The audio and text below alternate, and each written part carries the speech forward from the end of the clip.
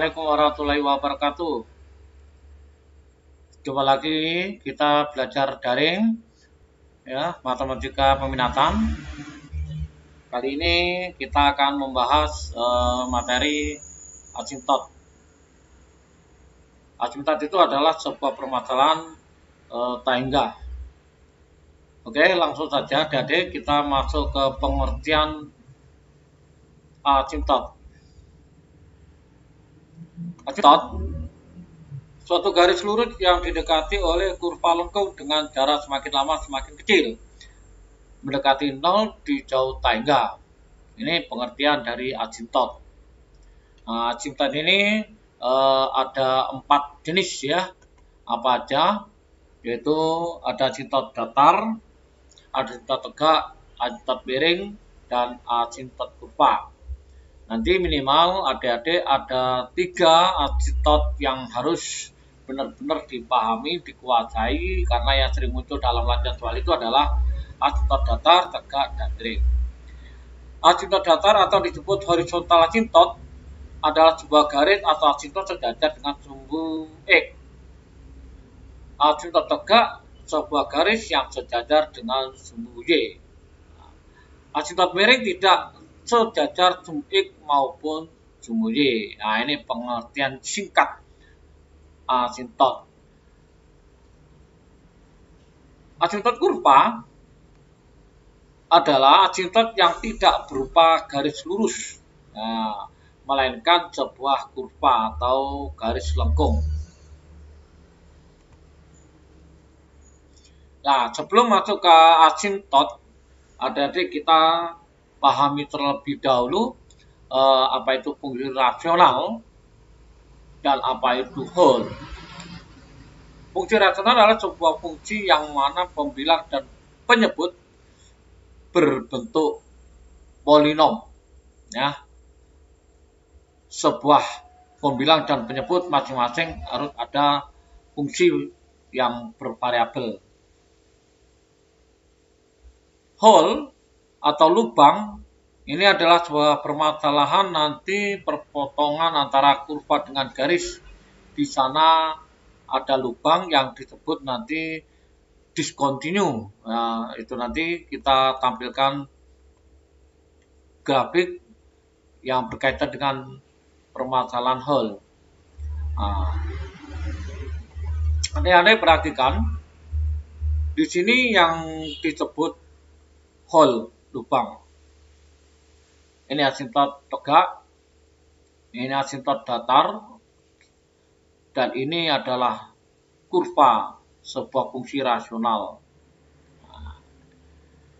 Pada grafik fungsi fx, di sini dicontohkan 2x-4 dibagi x kuadrat min 4. Kenapa ada terjadi lubang? Jika Anda faktorkan nanti akan muncul x-2 pada pembilang, x-2 pada penyebut.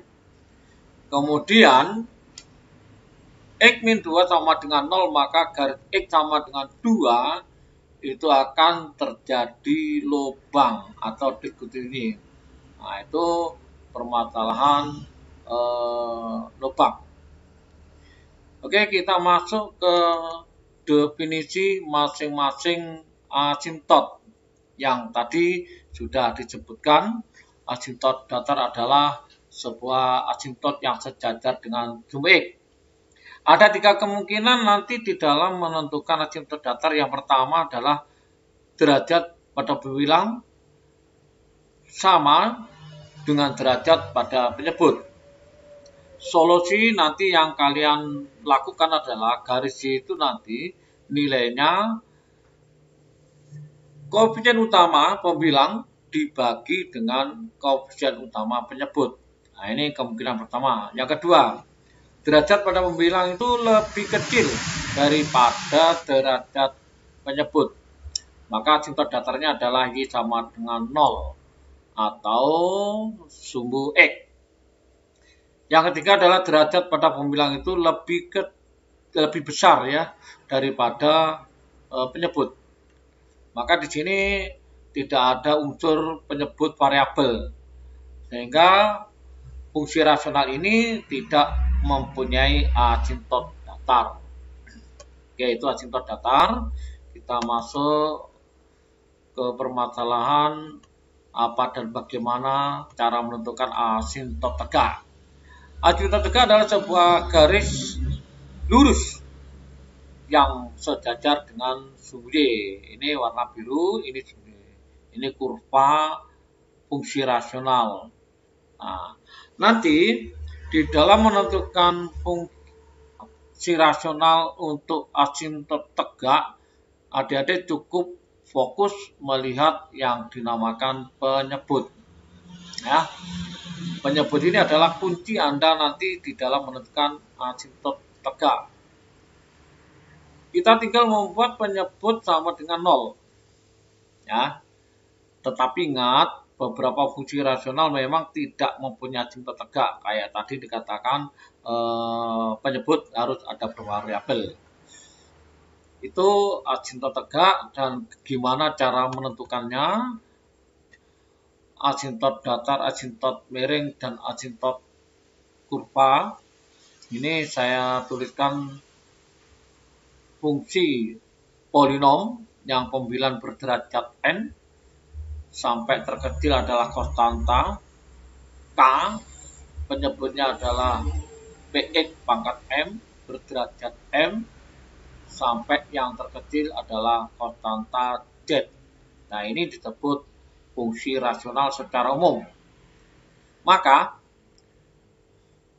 jika pangkat n pembilang itu lebih kecil daripada m, maka yang terjadi asintot datarnya Y sama dengan 0. Jika pangkatnya sama, maka asintot datarnya Y sama dengan membagi koefisien utama pembilang dan koefisien utama penyebut, yaitu A per P. Jika N lebih besar M, nah ini nanti adik-adik akan menemukan asintot miring maupun asintot kurva. Kenapa dikatakan kurva? Karena hasil bagi dari fungsi rasional tersebut lebih dari pangkat 1, hingga disebut asintotnya kurva. Nah, supaya jelasnya langkah-langkah untuk menemukan asintot miring, di sini saya tuliskan sebuah fungsi rasional yang saya tulis dalam bentuk pembagian cukup banyak secara identitas. Maka ini ada unsur hx sama dengan ax plus b, berarti ini linear. Kemudian sisanya fx saya tulis fx per gx sama dengan hx plus fx per gx. Nah, hx ini nanti bertindak sebagai persamaan asintot miringnya. Nah, hx ya. Nah, ini namanya garis karena linear. Nah, nanti jika hx-nya ini berderajat 2 dan seterusnya, maka disebut asintot kurva. Oke, saya berikan catatan ya. Pada permasalahan fungsi rasional nanti asintot datar dan asintot miring itu tidak akan terjadi secara bersamaan.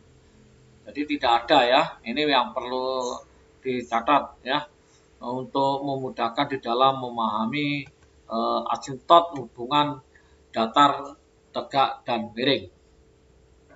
Oke, kita sekilas lihat sekitar grafik asintot yang standar, yang mudah dipahami, yang tidak perlu memfaktorkan dan lain sebagainya. Fx sama dengan X plus 1 dibagi X min 2. Ini nampak jelas penyebutnya X min 2. Jika sama dengan 0, maka dia disebut asintot tegak. Nah, ini asintot tegak. X sama dengan 2. Kemudian asintot datar, Y sama dengan 1 caranya. Masing-masing koefisien pembilang dan penyebut ini 1, maka jika dibagi 1 per 1 sama dengan 1. Nah, ini namanya asintot datar. Asintot datar dan asintot tegak. Saya kira cukup pengertian asintot. Kita coba masuk ke contoh soal yang berkaitan dengan asintot datar bagaimana, asintot tegak bagaimana. Contoh 1. Tentukan asintot tegak dan whole pada fungsi fx sama dengan 2x kuadrat min 5x min 12 per x kuadrat min 5x plus 4. Kemudian pembilang dan penyebut difaktorkan. Nah, setelah Anda faktorkan di sini akan terjadi unsur faktor sama pembilang yaitu x min 4, penyebut juga x min 4. Jika ini dicoret dibagi maka tinggal 2x plus 3 per x min 1. Nah, x tidak boleh 4. Nah, karena di sini kalau 4, maka di sini akan terjadi 0 per 0 atau unsur tak tentu. Nah, di sanalah yang disebut namanya whole. Ya. Oke. Faktor yang sama pembilang dan menyebut x min 4. Dengan demikian terjadi ketika x sama dengan 4. Jadi tidak boleh. Maka di sini namanya lubang. Nah, berikutnya untuk penyebut x min 1 untuk menentukan asintot tegak. Kita buat sama dengan 0, maka kita dapatkan x sama dengan 1. Nah, x sama dengan 1 itulah nanti yang disebut asintot tegak. Oke, kita masuk contoh yang kedua. Tentukan asintot tegak. Sama pertanyaannya. Yang mana ini sudah difaktorkan. Nah, sama ya. Kalau tadi x min 4, maka x di sana tidak boleh sama dengan 4. Kalau di sini nanti x tidak boleh sama dengan min 4. Nah, x sama dengan min 4 ini yang disebut lubang. Nanti. Kemudian untuk penyebut yang Anda lihat adalah x min 7. Nah, ya. Kita buat 0, maka nilai asintot tegaknya adalah x sama dengan 7. Lanjut, kita contoh ketiga dan keempat. Nah, nanti adik-adik bisa mengcopy PowerPoint-nya untuk dipelajari di rumah. Nah, di sini saya memberikan sedikit contoh saja. Contoh yang ketiga sama, pertanyaannya asintot datar atau asintot miring. Dari permasalahan ini kita lihat derajatnya dulu. Derajat pembilang ternyata di sini lebih kecil daripada derajat penyebut. Langsung saja. Dia mempunyai asintot datar Y sama dengan 0 tanpa Anda faktorkan atau diapakan dan sebagainya. Nah, kemudian contoh yang keempat, asintot datar dari permasalahan fungsi fx 6x pangkat 2 plus 2x pangkat 2 ya. 6x pangkat 3 ini ya, plus 2x pangkat 2 plus 1 dibagi 3x pangkat 3 plus 2x pangkat 2 plus 2. Nah, ini pembilang dan penyebut mempunyai derajat sama. Maka kita cukup melakukan koefisiennya pembilang 6 dibagi koefisiennya penyebut 3. Maka nilai asintot datarnya adalah 6 per 3 adalah 2. Nah, sekarang kita masih ada 2 contoh lagi, yaitu berkaitan dengan asintot datar, asintot miring, sekaligus cara menentukan asintot miring.